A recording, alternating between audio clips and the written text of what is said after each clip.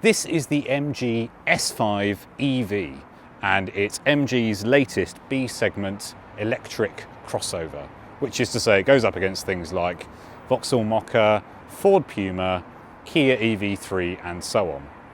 But is it any good? So if you're wondering where this sits in the MG range, well, effectively this is a replacement for the ZS Electric. So the normal petrol ZS has been replaced by a shiny new petrol ZS, but they've not done the same with the electric version.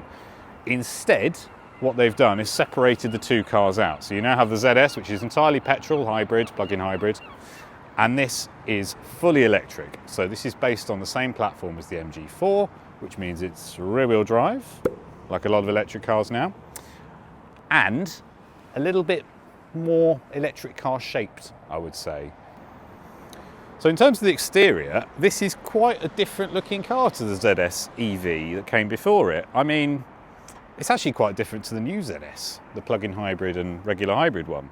And I think that's because MG have really utilised that electric platform from the MG4. So, I mean, the big thing is you can see how massive this wheelbase is. They've pushed the wheels to either end of the car as much as they possibly can. And that has a couple of benefits. One is it'll feel a bit more stable probably on the road. But the main thing is, look at the amount of interior space you're going to get between these wheels. You know, they're not encroaching in the cabin in quite the same way that they would in a conventional petrol car. And then it is a similar story round at the back, because you can see MG have not been tempted to make this sort of swoopy and coupe-ish, which means you get this very square, very practical rear end. And if I casually open the boot, you will see an enormous boot. I mean, that is, I would say, more sort of Qashqai sized boot than Duke, definitely. Pretty impressive. And as well, electric tailgate, which does have a thing under there, but I can never make them work. So, if we hop in the back, surprise, surprise, it's also enormous in here. I've got this set in my driving position and I'm 5'11", and to be honest, my legs are a bit longer than the average 5'11" person. It's not a boast, it's just a fact. But I can sit behind myself without any problems at all, which is not the case in something like a Puma or a Mocha or many other B-segment SUVs like this. So that is really impressive. And also, you'll notice, loads of headroom. There's also that lovely flat floor, which means you can stretch out without any problems. And you've got a couple of vents back here to control, well, not control the temperature, but have a bit of AC coming at you, which is always nice. And of course, the perfunctory USB-C charging slot. Although the kids are going to have to fight over who gets it, because there's only one. Things in the front are pretty good as well. So MG have really thrown everything they can at building a quality, nice looking interior for this car. Really nice materials. You've got this sort of Alcantara effect thing going on here. Lots of soft touch, leathery looking plastics all over the dash. You've got this carbon fibre stuff in the centre. It's all just quite pleasing, to be honest. I know it's all grey, but it's different shades of grey, so that's something. This centre console is also pretty nifty, because MG could have, in an electric car, not bothered to put anything in here at all and just had the open space. But actually, they've made good use of it, because you've got the two cup holders here, you've got a wireless phone charger, you've got a simply enormous bin in the centre, and because it floats, you've got this area under here, which is a place to put things that you will completely forget about until you sell the car. Beyond that, you've got this enormous touchscreen in the centre, which, okay, it's not actually that enormous, but with where it is in the car and how far the dash is away from you, it is quite big. Luckily, it doesn't kind of protrude beyond the height of the dashboard, so you're not kind of trying to look through it to look at the road, which is good. And to be honest, all works really well. It's got the usual Android Auto and CarPlay, etc. They've also built in a few apps, so because it's a Chinese car, of course it's got TikTok built in. I don't know what you would do with that in a car, but there we are. MG seems to think it has some purpose. Then you've got another screen here, which is your digital speedo and so on. Doesn't really do anything particularly interesting. It's not like a Renault where it's all snazzy. It is basically just your speed and important information about the car, like you've left a door open or whatever. Most excitingly though, is this. And MG are making a big deal about this because specifically for Europe, for this car, they have engineered in some buttons that actually control the heating and ventilation. So you don't have to go into a touch screen to make yourself hotter or colder.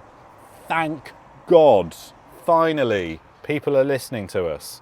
They've also tried to solve the annoyance with turning off things like lane keep assist and speed limit warning and so on, if you choose to do so, which is normally a prod through the menus job.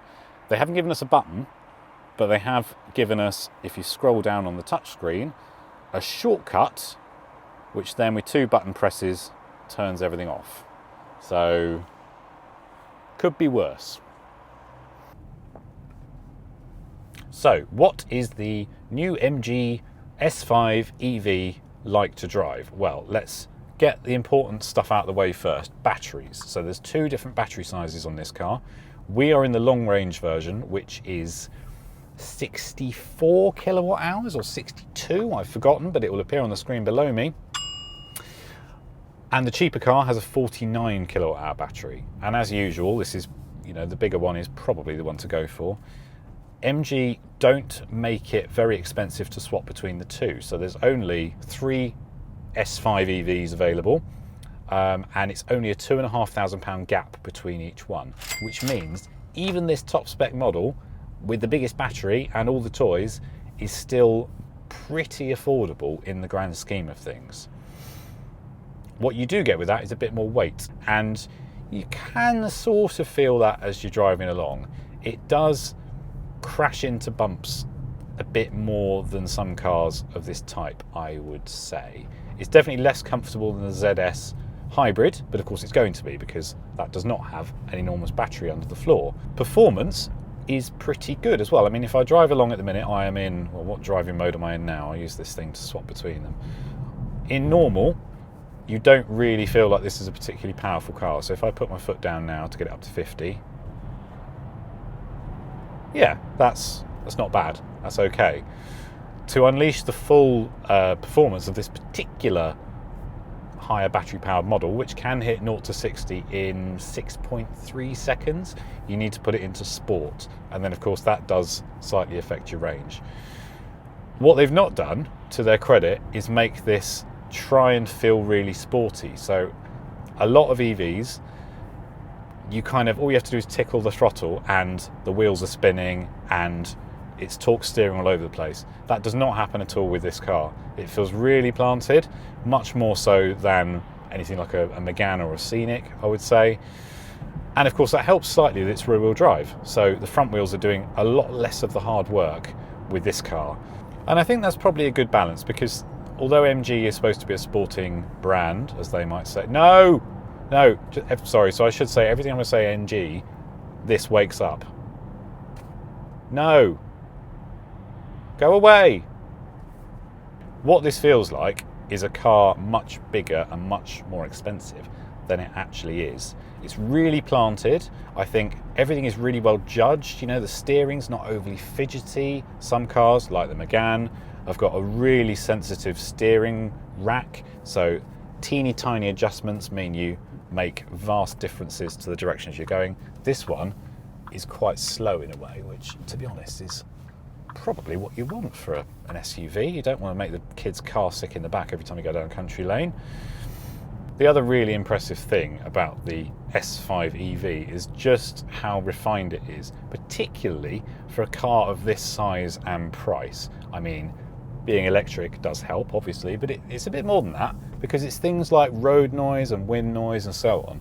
MG must have put quite a lot of effort into keeping road noise out of the car with lots of insulation and thinking about how wind noise is generated and so on, because it's a really impressively quiet car as you drive along. And that is going to help on long journeys, which of course a car like this with quite a sizable battery is pretty well set up for that. All in all then, I think what we've got here is a really impressive EV, particularly for the price that MG are charging. So, should you be considering the MG S5 EV? Well, I think you probably should. Compared to cars like the Vauxhall Mokka Electric, this is vastly better in lots of ways. It's more spacious, it's cheaper, it's got a bigger battery and more range. And to be honest, I think MG's interior quality has now kind of gone past things like Vauxhall, Peugeot, Citroën, Ford, etc. This is a really nice place to be inside. That said, it's not perfect. I mean, the ride comfort, for one, I would have liked to see MG put a little bit more effort into tuning this car for British roads, which are notoriously lumpy and bumpy, because you do get shaken around quite a bit in the S5 EV. However, it is vastly better in almost every way than the ZS EV that came before it, and I think for that alone, MG needs a proper round of applause. Well, we hope you enjoyed this video. Don't forget to like underneath and subscribe for more content like this.